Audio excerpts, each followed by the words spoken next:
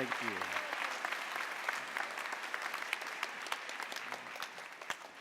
Wow, it is amazing to be here.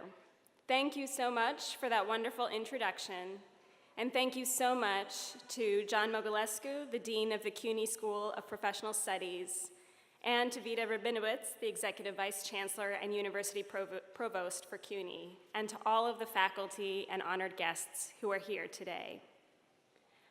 I am truly honored to be invited here tonight to provide the keynote address, and on behalf of Mayor Bill de Blasio, to offer a hearty and enthusiastic congratulations to all of the graduates. Congratulations.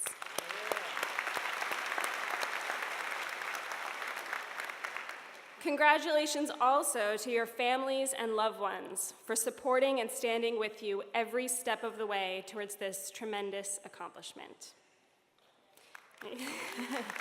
You're most welcome.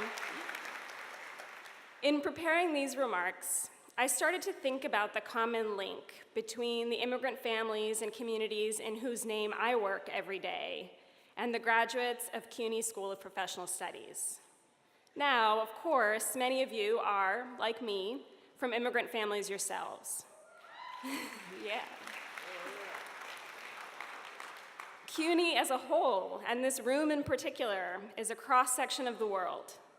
The inclusion and accessibility of the university, and the diversity and vibrancy of all of us being in the same place at the same time is what makes New York City the greatest city on the planet.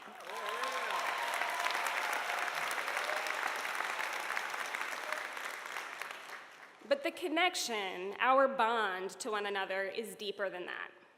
All of you as graduates of SPS, all of us as New Yorkers in this dynamic city of immigrants have another common thread.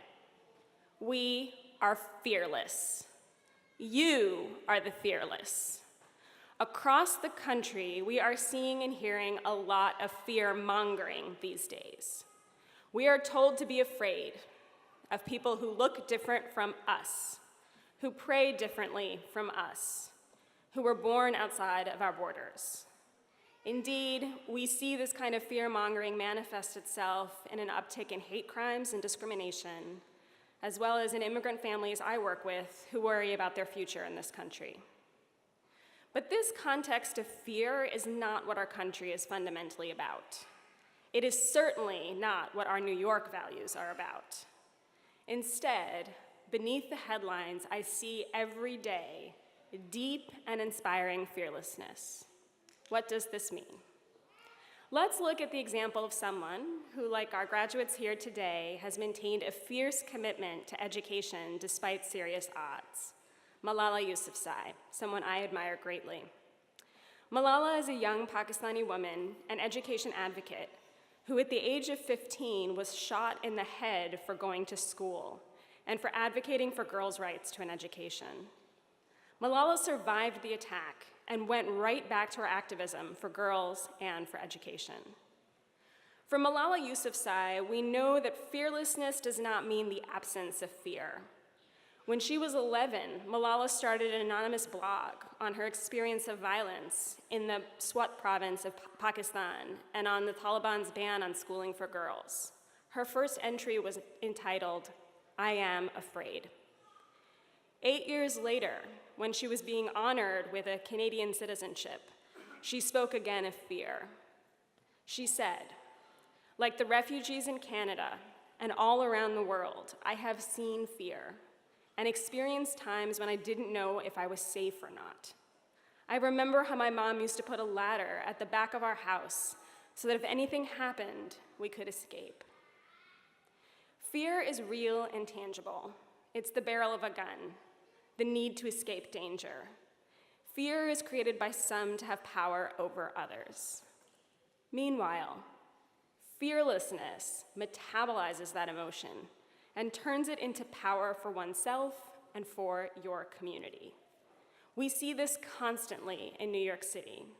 I see it in dozens upon dozens of Know Your Rights forums where immigrant families learn how to respond if immigration authorities knock on the door. I see it in hundreds of appointments for free, safe immigration legal services. And I see it when I'm with thousands marching in the streets. Yes, immigrant communities are feeling fear in the current political environment, but they are also standing strong, and so are you. You have done what immigrant families across this city and across the country do every day. You chose to move forward, to work harder, to reach higher, to take risks, to struggle with uncertainty, and not just persevere, but to succeed. You are undergraduate students returning to a degree you may have begun a long time ago. You are in graduate programs stretching to learn new fields and skills. While working and managing families and busy lives, you have pursued educational opportunities to advance your careers. You have bent yourself toward the light. Your story is like the story of my father, an immigrant from India. He didn't want to continue running his family's small business. Instead, he had a dream to pursue his passion. He wanted to be an engineer and build a better life for himself and his family in America. He came to the United States for graduate school with, it's a cliche, but $8 in his pocket. And he was able to do so because only a few years earlier, Congress passed an immigration reform bill that eliminated race-based quotas for immigration. Just as our country was desegregating lunch counters, water fountains, and schools, it was also desegregating our borders. The future my father was able to build in this country came out of struggle. The struggle of the civil rights movement, which gave him the opportunity, as well as the ongoing struggles against discrimination that persisted once he arrived. From my father, I learned that you don't let people or circumstances beat you down. You speak up and you push forward to achieve your goals and dreams. He bent himself toward the light.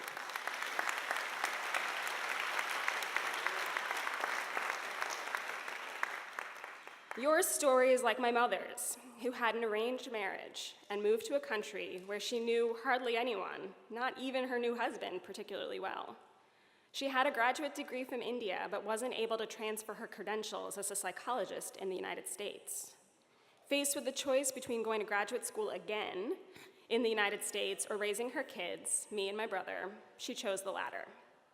Many years later, though, she went back to school again, enrolling in community college to develop computer and other skills to re-enter the workforce.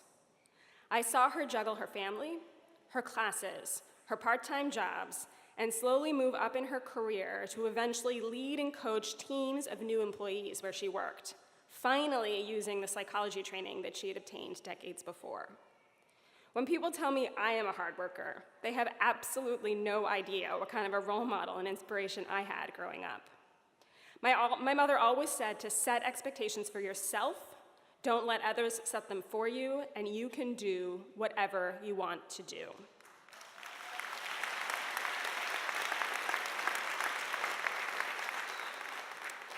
My parents left their homes to build a better life for themselves on the other side of the world. Their willingness to take that risk, to sacrifice and struggle, made my life possible today. It, in fact, made it possible for me to even be standing here as the Commissioner of Immigrant Affairs. You all are also a guiding light to your families and loved ones. Your decision to return to complete a degree, to strive for further educational advancement, even as challenges and complications of life stood in the way, is a hard one to make. But you did it. The example you have set through your work and dedication to get to this day, and the path that you will travel from this point forward is powerful and it is bright. You have catalyzed fear, hesitation, risks, and challenges and transformed them into action, transformed them into strength. This is what makes New York City the greatest city on the planet.